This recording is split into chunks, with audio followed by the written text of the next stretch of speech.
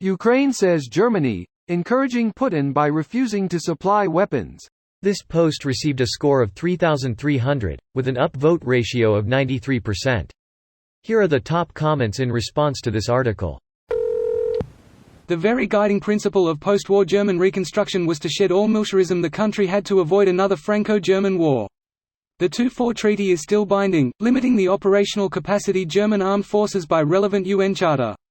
German military exports must be approved by government, and here the previous CDU-CSU government was famous for being rather lenient, supplying arms to dictatorial Arab states or to increasingly authoritarian Hungary, and infamously approving a lot of exports in the transitional period at the end of 2021, which is why the new government is very cautious about the matter.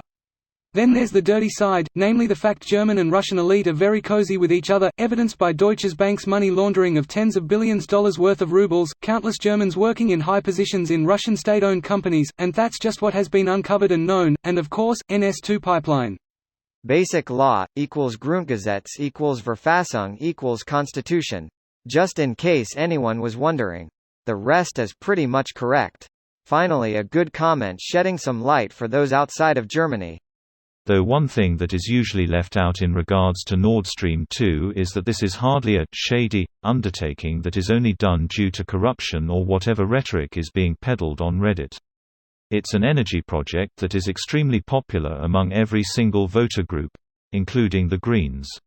The phrasing in the poll written about in the section of that Wikipedia article was the following: even against the resistance of the USA. Source: Forza, March 2020, May 2021.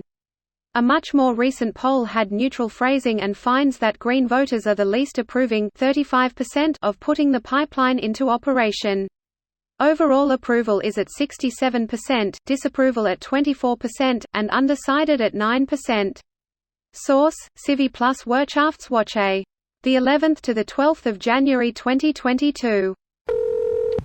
In #X200B.